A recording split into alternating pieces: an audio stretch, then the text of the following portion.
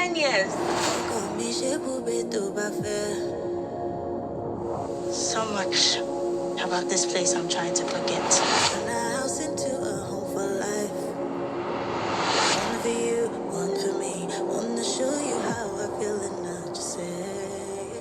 Why didn't you come? Awkward, incomplete, and anticlimactic. That's how I would describe Water and Garri, the movie headlined by Tiwa Savage and released on Prime in May 2024. For those who don't know, and you should lower your head in shame if you didn't, Tiwa Savage is an award-winning Afrobeat star from Nigeria. Now, Water and Garri is a literal homecoming movie that deals with loss, betrayal, and shattered hopes. And it was released on Prime back in May, and I recently just decided to take a look at it and publish a review, so work with me. Now, this project is Tiwa Savage's first feature film, and she made the strange decision of headlining it without having gotten her feet wet a bit in other film projects. That was a big mistake, obviously. The film, shot on a coastal village in Ghana, was beautiful to behold, with brilliant colors and a gritty cinematography that I really liked. But it was a plodding mess of unresolved storylines and stilted acting, and I'll take you through it shortly. But for a taste of things to come, this is what Tiwa Savage said about how the movie actually came to be. And so the movie has the same name as an EP you dropped in 2021. Creatively, which came first for you? The EP. Okay. So initially, it was supposed to be like a visual project, like, Black is King, that kind of thing. And then I saw the script, and then I was just like, wow, we should do like a short film. And then from then, when we started filming, it just became a feature film. So it just kind of grew and got a life of its own over time. So she basically admits here that the final film wasn't fit for the purpose for which she made it, which was to accompany her EP called Water and Garri. So yeah, a taste of things to come. Water and Garri comes in at about 82 minutes long, so it just passes the threshold that qualifies it to be a feature film. And the pacing of the film itself reflects the desire of the filmmakers to stretch what should have been a really short film into a full movie. Alright, let's get to it. The movie follows three main characters, two of them in real time and one of them in a flashback. We have Aisha, a fashion designer played by Tiwa Savage. We have K, a supposed gang leader played by Andrew Bunting. And finally, we have Aisha's brother, Mide, played by Mike Afolari. He's late by the time the events of this movie take place. Aisha left the country to study fashion designing after her brother Mide was shot dead, and she stayed away for 10 years before the main events of the movie. Now, in this role, Tiwa Savage's acting was pretty bad. Sometimes it was really hard to watch because of how drawn out and awkward it got in many scenes. After the death of her brother Amide, Aisha leaves to Los Angeles to pursue her dreams of becoming a fashion designer, cutting off all contact with most of her family back home. In her 10th year abroad, she learns of the death of one of her cousins and decides to return for reasons that aren't actually made clear, since we never learn anything else about the late cousin, and she doesn't spend much time with the other cousin who broke the news, Stephanie. This was a sore spot for me because this death, which we ended up knowing absolutely zero about, could have played beautifully into the story in a way that I will explain later.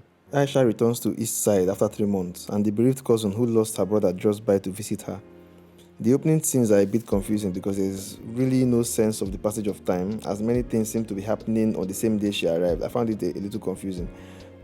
Here we are introduced to the bubbly Stephanie, played by Jemima Oshunde, who was a ray of sunshine in the scenes that she shared with Aisha. Now, Jemima brings all of her acting skills to bear to make up for all the awkward moments and weird dialogue that is sprinkled all over this film.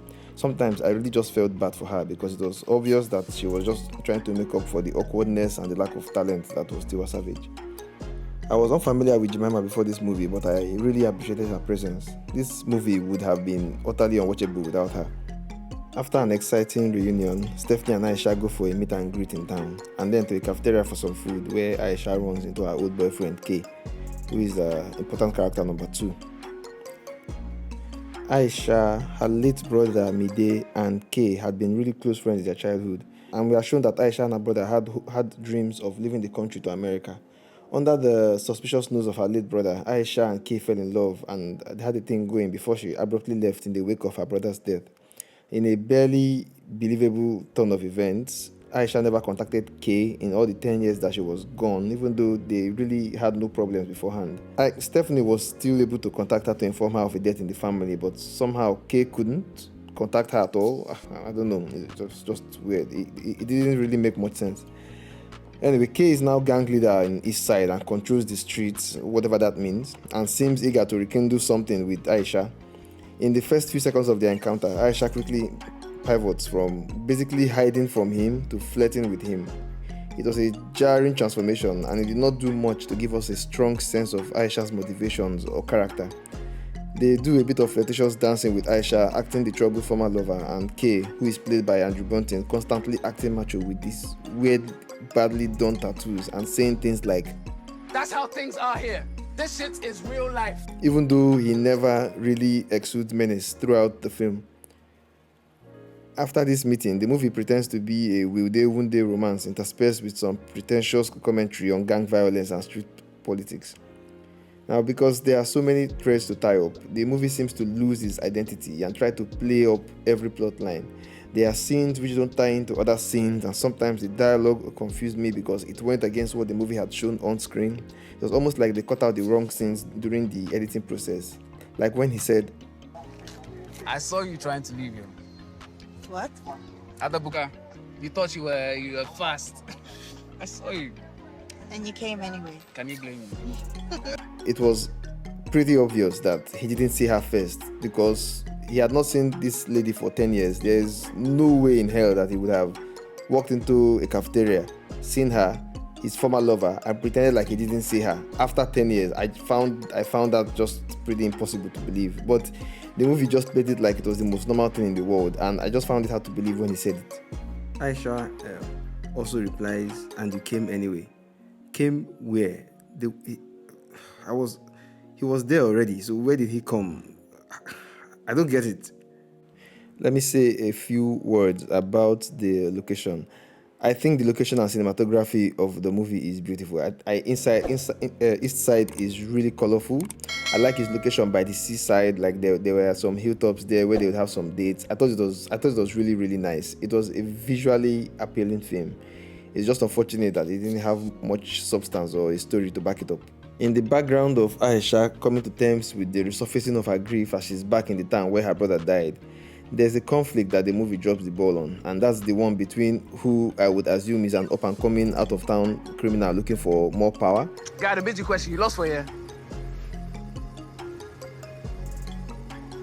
What's wrong with that kind of question where they ask my loss for your beg? I hated this character's performance so much that I didn't even bother to look up his real name. And now that I think about it, his name was never actually mentioned in the film.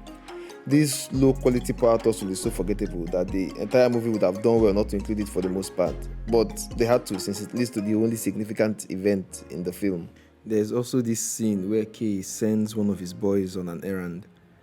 This scene plays into no other scene in the movie. It was a really confusing scene because I think it was just set up to show Kay as being in control, I think, but it really made no sense because he just called the boy over and gave him a package to deliver, and that was it. I honestly thought that maybe he was delivering some drugs, just to give some gravitas to this whole I'm a gang leader a persona that the movie was trying to make us buy into. But nope, nothing. That was just it. It was weird. So I just took it for a fact that some things were left on the cutting room floor and they forgot to edit the accompanying part out of it in the actual finished film. Perhaps just to make it reach the 82 minutes length that I mentioned earlier. Our main couple circle around their emotional baggage for a while, with Aisha trying to sort out her quite vague feelings about this new Kay, while Kay endeavors to show Aisha that he's a changed person by organizing parties in the neighborhood. What brought about this desire to change, you ask? We don't really know. Does he disband his gang and give up his guns? No. He even somehow invites the interloper to the event. And this brings me to a very sore point I have with this film. Allusions to how dangerous the town had become are peppered throughout the entire movie. East side no be like East side before. This is not the same town you left behind. Things are different now. But you never ever get that sense of danger. Nothing eventful actually happens in the town to show that there was over-the-top violence or gang wars. We had no shootouts. We had no murders. Even Aisha herself, who is our driver through the story, was not robbed or in any real danger except when she had an encounter with a lecherous stop and search policeman at night. This is where the death of her cousin could have played a role, but they don't connect it to the gang violence at all. In fact, they simply they never discuss what happened. And Kay, who is the leader of the gang in town, and who may have been instrumental somehow in such an event, is never connected to it. It was such a missed opportunity, and the fact that such a plot point fell through the cracks just goes to show that the movie didn't really have a storyboard or plan from the very beginning. As mentioned earlier, a lot of the story background unravels through Aisha's flashbacks. That's how we know how important her dream of going to the US to become a fashion designer is to her. Towards the end of the movie, we switch perspective at one point to Kay's memories during an emotional heart-to-heart with Aisha. In an interesting turn of events, we learn that Aisha's brother, Mide, who used to run around the streets with Kay back in the day, had explicitly disapproved of the relationship between his sister and his best friend. After a heated argument, they got into a scuffle during which Kay accidentally shoots Mide.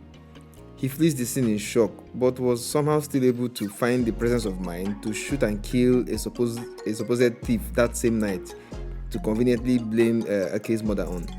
That is the death we see at the beginning of the movie. Now, the amazing thing about this entire plot twist is that Aisha never finds out. I thought it was incredible because it blew my mind. It was like the whole point of the movie. Like, when this fact was revealed, I thought the movie had gotten like finally interesting, and I was curious to see how Aisha would figure out this information from Kay's head and how she would react to it.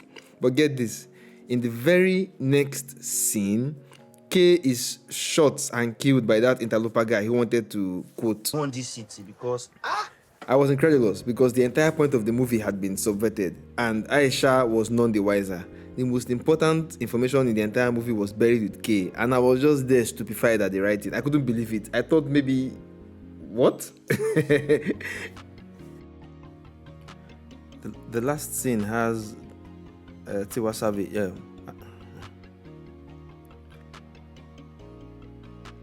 The last scene has Aisha grieving for Kay and wondering if she'll stay back or go back home or go back to Los Angeles. I thought it was like the whole thing.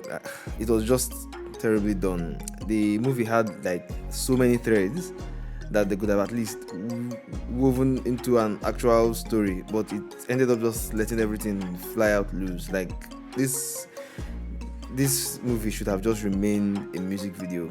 Honestly, like for plots, 1/5. Nah, nope. Thanks so much for taking time out to listen to my review of Water and Garri. I'm certainly thinking of making more of this, so yeah, I would like to know what you think about this one.